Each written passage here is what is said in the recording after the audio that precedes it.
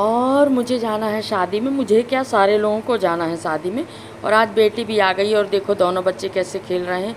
और नाश्ता पानी होने के बाद, तैयार होने के बाद देखो आराम हो रहे हैं सब लोगों के कि अब निकलना है और तैयार हो रहे हैं। बच्चे भी अभी तैयार नहीं हुए हैं, इन लोग भी कुछ धर से रही हैं।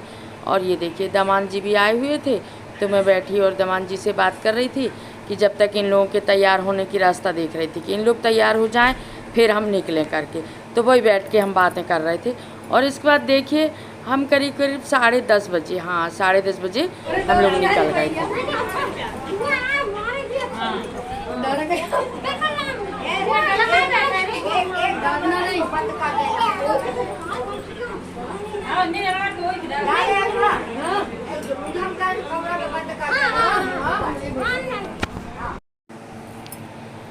और शादी वाले घर के में आने के बाद देखिए सारे लोग आ चुके थे, पूरे परिवार के लोग भी आ चुके थे।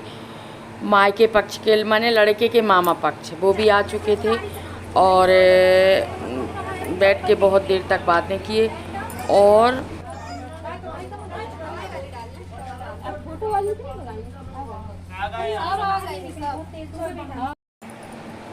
और इसके बाद हम लोग सीधा छुआने जाते हैं जो मंदिर में माता जी के मंदिर में हो या आपके घर के पास में जो भी मंदिर हो वहाँ हम जा सकते हैं।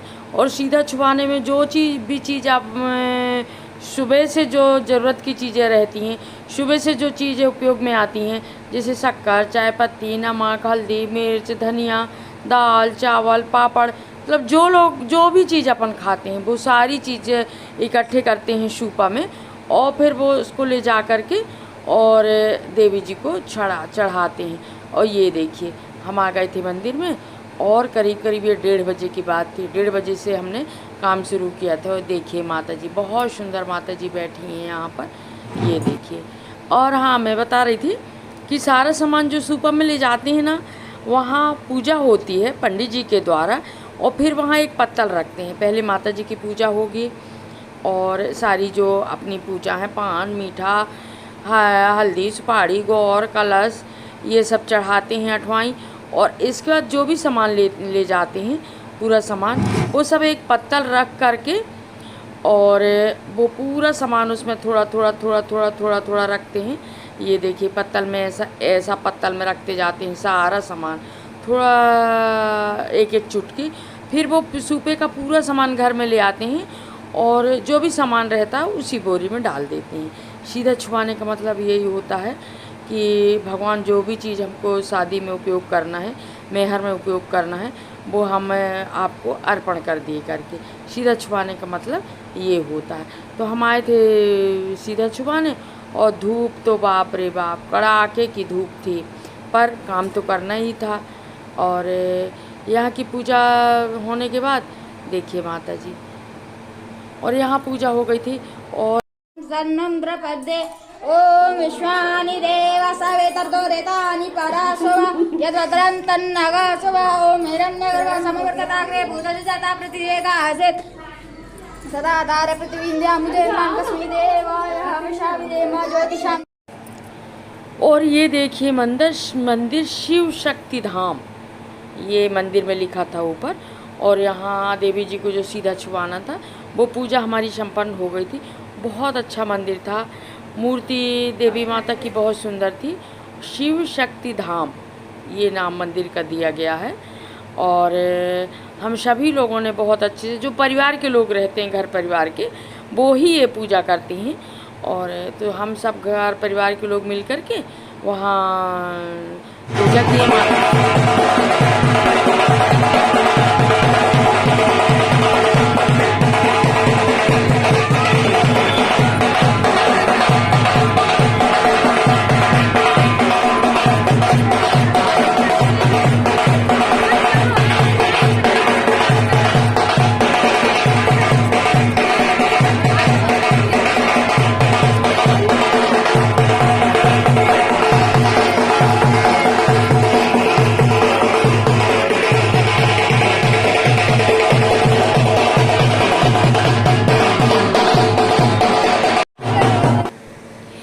और सीधा छुआ के आने के बाद और धूप तो बाप रे बाप, ये कह रही थी धूप में हूँ सो कोई नहीं। और इसके बाद हमको जाना था मेहर पानी के लिए, तो हम मेहर पानी के लिए निकल गए थे। और हम सारी रस्में जल्दी जल्दी कर रहे थे क्योंकि शाम तक हमको सारी रस्में निभाना है, तो इस कारण हम ना धूप ही में चले गए थे कि जब बाहर के काम से फुर्सत होके आ जाएं करके, तो धूप में ही निकल गए थे हम दोनों पूजा के लिए। और ये देखिए हम आ गए थे हैंड पाइप। मेहर पानी क्या रहता है ना, आप नदी चले जाइए, कुआं, जो भी चीज़ आपके पास हो। अब नर्मदा जी जाना तो इतना संभव नहीं था क्योंकि सारी रस्में जल्दी जल्दी ही निभाना था, इस कारण हमने हैंड पाइप से जल लिए। और आपके पास जो भी सुविधा हो पास में, वहाँ से आप कर सकते हैं। कई बार तो क्या होता है, बाहर जाने का नहीं रहता बड़े बड़े शहरों में, तो घर ही से फिर नल ही से मेहर पानी लाते हैं। ये एक पूजा कहलाती है, रस्म कहलाती है। और ये देखिए इस तरह पानी को काट के और फिर मटके में भरा जाता है, और इसके ऊपर एक चीज़ नहीं ले जाते कहते हैं, तो डबल हो जाना चाहिए। और ये पानी अपने कुल देवताओं के काम में आता है, बस वहीं के काम आएगा ये पानी। तो मेहर पानी का काम भी हो गया था। और देखिए हम लोग ले करके मेहर पानी घर के लिए आ रहे थे, देवी पूजन के लिए गए। इसके बाद फिर मैहर पानी है ना, ये पानी केवल भगवान की पूजा के लिए होता है। और आ गए थे हम।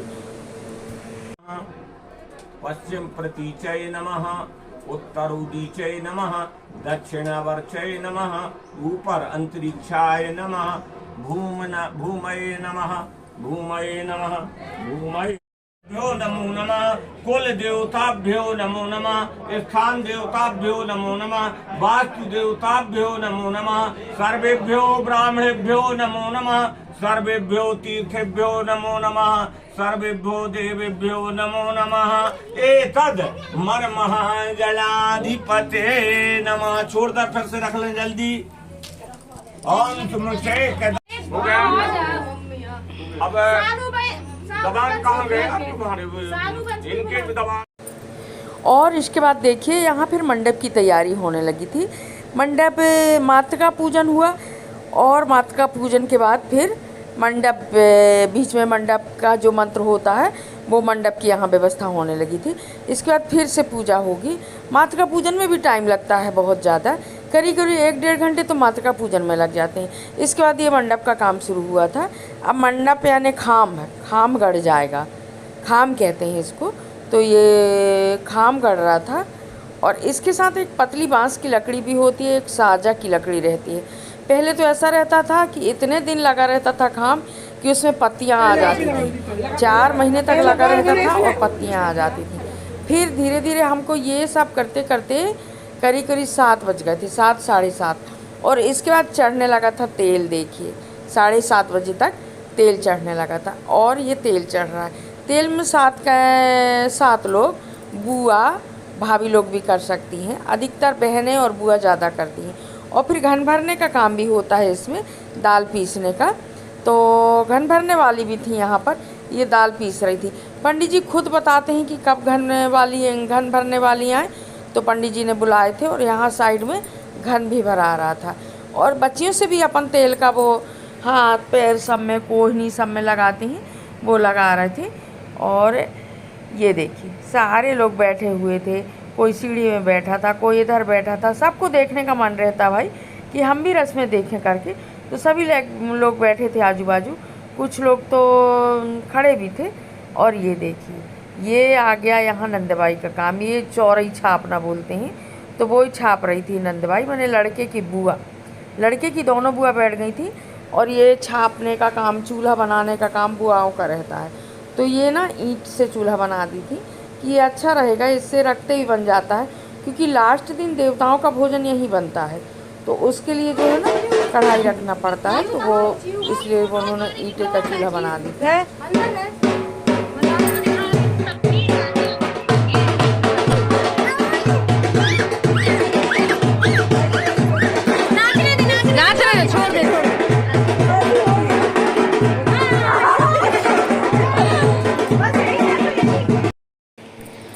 फिर करीब करीब 8 बज गए थे और 8 बजे तक हमारा चिकट भी हो गया था।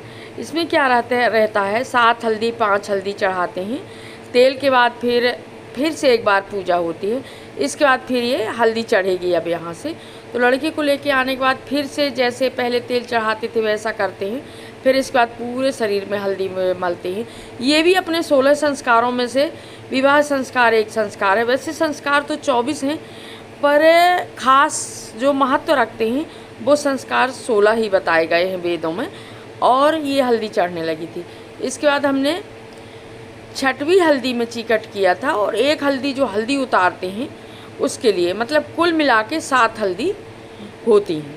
तो हल्दी चढ़ रही थी लड़के को, और चिकट भी होगा इसके बाद। और चिकट में क्या रहता है, सभी देवरानी जेठानी खड़ी होती हैं थोड़ी देर के लिए चिकट, जब मायके का चिकट आता है ना तब। और ये देखिए बहुत अच्छे से बुआ और बहन ये हल्दी लगा रही थी लड़के को, क्योंकि पूरे शरीर में हल्दी लगना है। पहले तो क्या होता था ना 3 दिन 4 दिन हल्दी लगती थी, अब तो थोड़ी शादी 2 दिन की होती हैं, 1 दिन होती हैं, तो सारे काम बड़े शॉर्ट में निपटाना पड़ता है। क्योंकि इसलिए नहीं रोक सकते थे क्योंकि व्रतबंध भी होना है। व्रतबंध के लिए पूरा 1 दिन चाहिए रहता है, क्योंकि व्रतबंध में टाइम लगता है।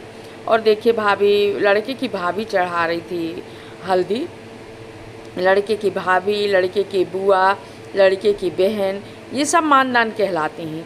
तो ये लोग कर सकते हैं, माँ चाची नहीं कर सकती। लड़के की हल्दी और इस समय क्या हो रहा था, शादी से हो रहा है। शादी से तो मैं आती हूँ 10, साढ़े 10, 11 बज जाते हैं मुझे आने में, और इसके बाद फिर मैं रात के ना 1:30, 2 बज जाते हैं मुझे एडिट करने में। इस कारण थोड़ा सा ब्लॉग लेट हो रहा है। तो अभी जब मैं एडिट करने बैठी हूँ ना उस समय 12 बज रहे हैं और मैं एडिट कर रही हूँ।